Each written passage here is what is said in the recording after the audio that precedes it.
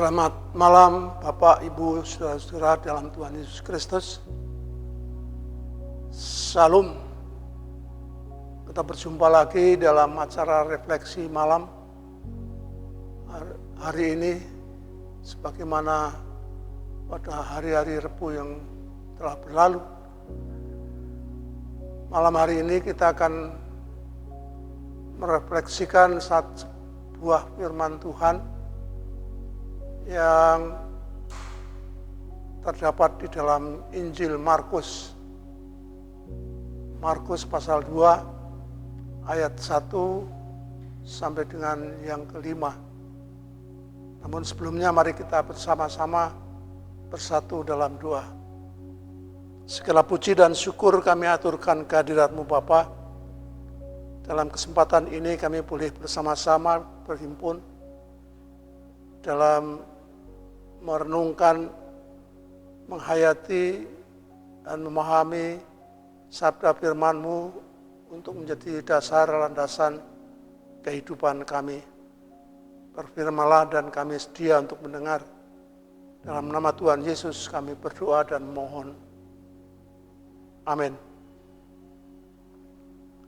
Mari kita buka Alkitab kita dari Injil Markus pasalnya yang kedua.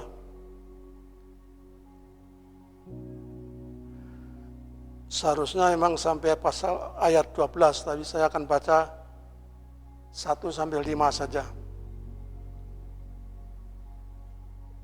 Kemudian sesudah lewat beberapa hari, waktu Yesus datang lagi ke Kapernaum, tersiarlah kabar bahwa ia ada di rumah. Maka datanglah orang-orang berkerumun sehingga tidak ada lagi tempat. Bahkan di muka pintu pun tidak. Sementara ia memberitakan firman kepada mereka, ada orang-orang datang membawa kepadanya seorang lumpuh digotong oleh 4 orang. Tetapi mereka tidak dapat membawanya kepadanya karena orang banyak itu. Lalu mereka membuka atap yang di atasnya. Sesudah terbuka, mereka menurunkan tilam tempat orang lumpuh itu berbaring. Ketika Yesus melihat iman mereka, berkatalah ia kepada orang lumpuh itu, "Hai anakku, dosamu sudah diampuni." Demikian jauh pembacaan firman, dan yang berbahagia kita yang setia untuk mendengar, menghayati, memahami, dan mengeterapkan dalam kehidupan sehari-hari. Dari yang kita baca dengar tadi, saya akan mengemukakan pokok bahasan tema dari dasar bacaan firman tadi, persahabatan sejati. Saudara yang kasih, siapa tidak mengenal tentang peristiwa orang lumpuh yang disembuhkan oleh Tuhan Yesus? Mungkin anak-anak sekolah minggu pun sudah sangat paham cerita tentang orang lumpuh yang diturunkan dari atap rumah sehingga dapat dilihat oleh Tuhan Yesus Kristus. Dikisahkan ini adalah merupakan wujud nyata daripada iman yang disertai perbuatan yang jelas. Dikisahkan ketika Yesus sedang mengajar, memberitakan firman Tuhan di sebuah rumah di kota Kapernaum. Bukan main antusias daripada orang-orang yang ingin mengerti dan memahami, mendengarkan, menyaksikan siapa Yesus itu. Penuhlah rumah itu. Tidak ada tempat lagi kecuali Yesus dan orang-orang yang sudah pada hadir. Bahkan dikatakan di dalam ayat tersebut, mengatakan di depan pintu pun sudah penuh, sehingga tidak mungkin ada orang lewat lagi. Maka tersebutlah ada 4 orang yang tentunya sebagai teman seorang yang menyandang lumpuh. Mereka mendengar tentang Yesus yang memberitakan firman, tergerak hatinya untuk bagaimana berusaha sedemikian rupa untuk mengantarkan si orang lumpuh ini ke hadapan Tuhan Yesus. Tentunya punya maksud dan harapan agar kiranya mendapat pertolongan daripada Tuhan Yesus. Namun bagaimana saudara-saudara, mereka terhalang oleh banyaknya orang. Mereka sudah terlambat, sudah penuh rumah itu, sudah berdesak, sehingga tak mungkin lagi melewati dan masuk ke dalam rumah, boro-boro dekat dengan Yesus. Di depan pintu pun sudah penuh, sesak, sehingga tidak bisa lewat. Tapi 4 kawan sahabat dari si lumpuh ini tidak mau terhalang dengan keadaan yang sedemikian rupa. Dengan segala upayanya, dan mereka berpikir dan berencana dan memikirkan bagaimana cara untuk dapat menghantarkan si lumpuh ini.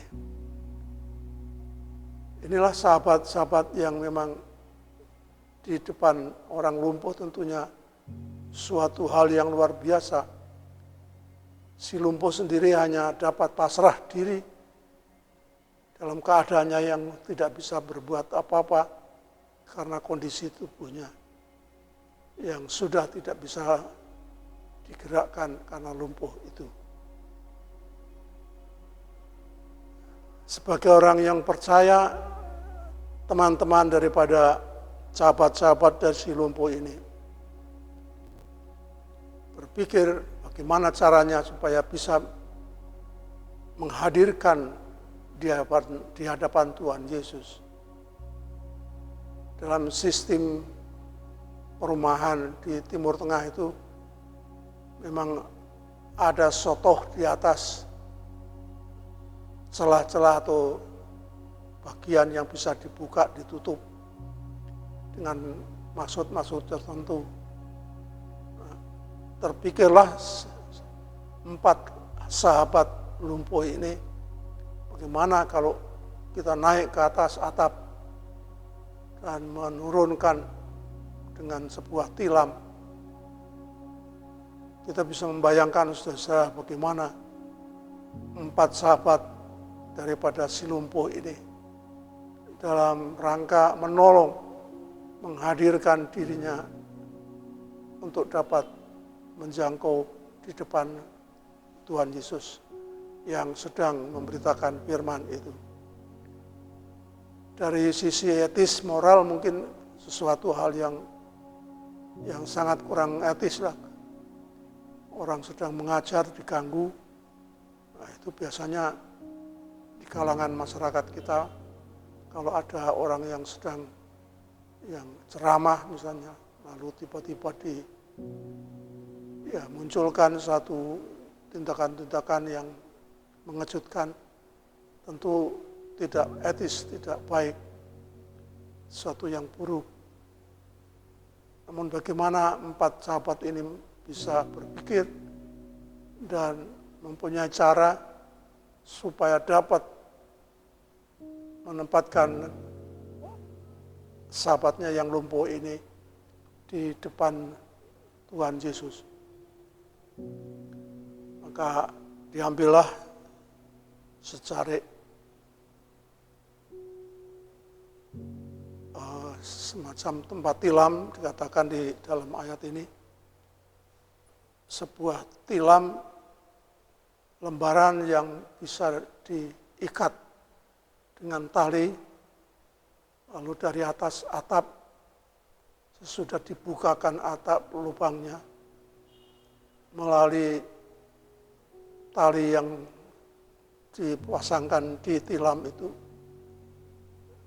diturunkan ke bawah, tepat di depan Tuhan Yesus. Sesudah kita membayangkan bagaimana resikonya si 4 sahabat daripada si lumpuh ini berusaha menurunkan tilam di mana si lumpuh berbaring di atasnya. Bayangkan kalau seandainya ada ketidakseimbangan dalam menurunkan tilam itu. Mungkin ada yang tergesa-gesa sehingga bisa miring. Kalau miring berarti bisa jatuh si lumpuh. Apa jadinya kalau sampai? Saya membayangkan bagaimana langkah ini seperti layaknya kalau kita berpelayanan terhadap saudara-saudara kita yang dimakamkan, meninggal, menurunkan peti jenazah ke dalam ruang atau lubang kubur itu. Bukan main itu, hati-hatinya. Jangan sampai meleset dengan setelah tali dengan ujung empat ujung diturunkan dengan pelan dan pasti dan tidak tergesa-gesa sampai peti jenazah itu dapat di tempat dasar tanpa mengalami gangguan. Itu bagi orang yang sudah meninggal. Demikian rupa hebatnya. Ini si lumpuh orang yang masih dalam keadaan hidup hanya karena menderita. Betapa hati-hatinya sahabat lumpuh menurunkan tilam ke bawah, ke lantai di mana Tuhan Yesus mengajar atau sedang memberitakan firman.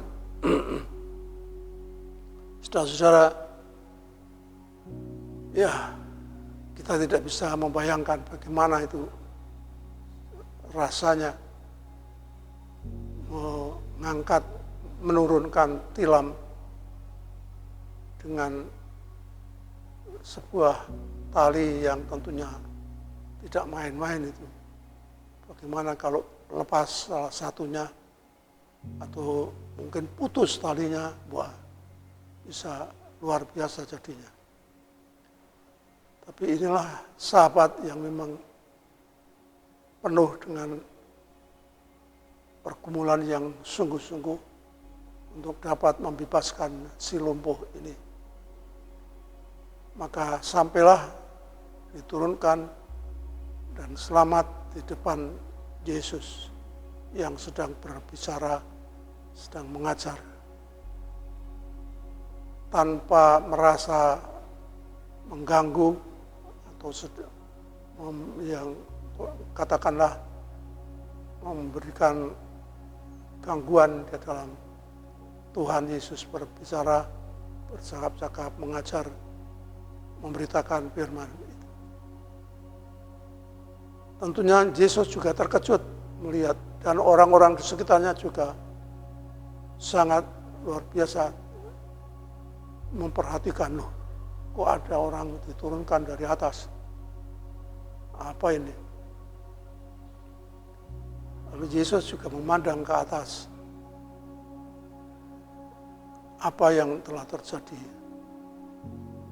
Tanpa banyak bicara dan tanpa banyak komentar, sebagaimana dinyatakan pada ayat yang kelima, ketika Yesus melihat iman mereka, berkatalah ia kepada orang lumpuh itu, "Hai anakku, dosamu sudah diampuni." Di ayat-ayat selanjutnya dikatakan, "Angkatlah tilammu dan bangun."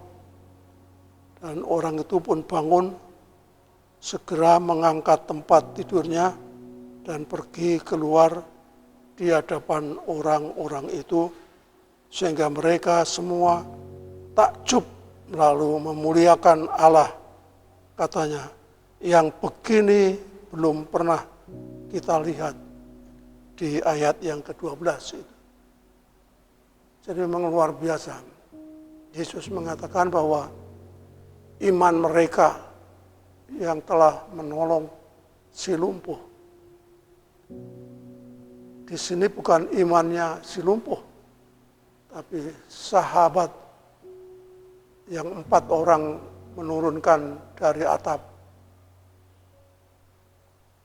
rumah itu, yang dengan penuh kehati-hatian dan tentunya penuh kecemasan, harap. Demikian juga si lumpuh hanya pasrah saja, apa jadinya. Sampai ketika Yesus melihat kejadian itu, ia mengatakan bahwa iman mereka di sini bukan iman si lumpuh menurut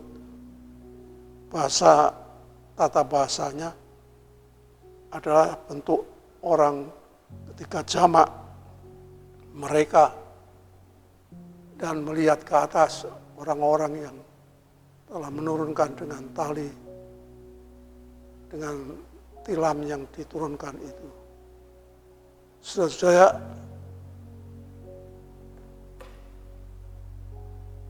tindakan iman yang dinyatakan ini adalah merupakan perbuatan iman.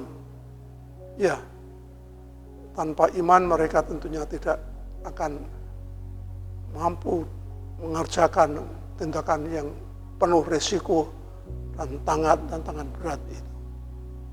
Inilah iman yang hidup, iman yang sungguh-sungguh menimbulkan suatu hal yang positif, yang menyenangkan, menyukacitakan, membahagiakan.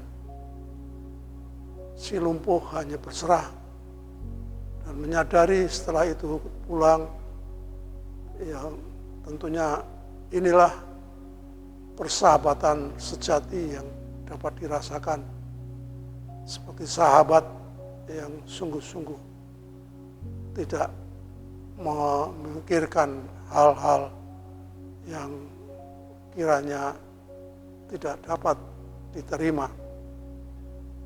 Sebagai sahabat sejati tentu mempunyai nilai yang positif, yang benar, yang baik dan penuh dengan kasih. Tidak mempunyai maksud-maksud yang jahat atau mempunyai hal-hal yang mencelakakan. Karena iman juga sahabat-sahabat lumpuh ini dapat mengerjakan dengan tentram, baik, sejahtera, dan hasilnya dapat dirasakan. Tentunya mereka sangat-sangat bergembira, bersukacita. Berkat sahabat sejati, si lumpuh dapat ditolong dan hidup penuh dengan sejahtera damai. Tuhan memberkati, dan kita boleh yakin dan percaya itulah persahabatan sejati yang memang kalau kita terapkan dalam kehidupan kita, kita membutuhkan orang-orang di sekitar kita. Bagaimanapun juga kelebihan kita tidak akan mampu sendiri, membutuhkan orang lain. Tapi kita tahu mencari sahabat bukanlah perkara yang mudah. Apalagi di masa sekarang, zaman yang sudah begitu banyak pengaruh-pengaruh ketidaknyamanan dalam hidup ini. Orang tega dengan sesamanya, mencelakakan, bahkan juga kadang-kadang bisa menimbulkan beban kehidupan bagi orang lain. Inilah sahabat sejati, sahabat yang mempunyai hal yang positif, yang benar, yang menyenangkan, menyukacitakan hidup sesamanya. Kepentingan orang lain yang didahulukan, dan ia rela dengan segala perjuangannya. Sahabat sejati tentu tidak akan memikirkan hal-hal yang diharapkan untuk mendapatkan balasan, tapi sepenuhnya melakukan dalam iman, percayaan, dan menolong orang yang memang sedang membutuhkan dirinya. Tuhan menyertai dan menolong kita. Amin. Mari kita akhiri dalam doa.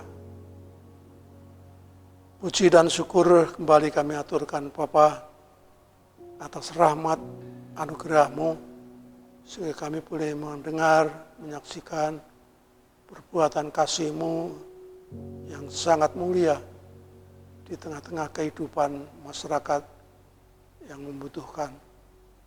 Sahabat si lumpuh yang demikian rupa berusaha untuk membebaskan penderitaan yang dialami sahabatnya itu. Terima kasih Bapa, firman-Mu telah mengingatkan kami semua, bagaimana kami pun sebagai hamba-hamba-Mu yang setia, yang patut meneladani dari tindakan perbuatan iman daripada sahabat-sahabat sejati orang lumpuh ini. Terima kasih Bapa, kami naikkan segala puji syukur doa kami di dalam nama Tuhan kami Yesus Kristus. Amin.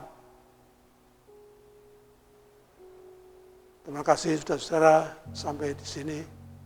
Sampai jumpa lagi di kesempatan yang lain. Tuhan memberkati. Salam.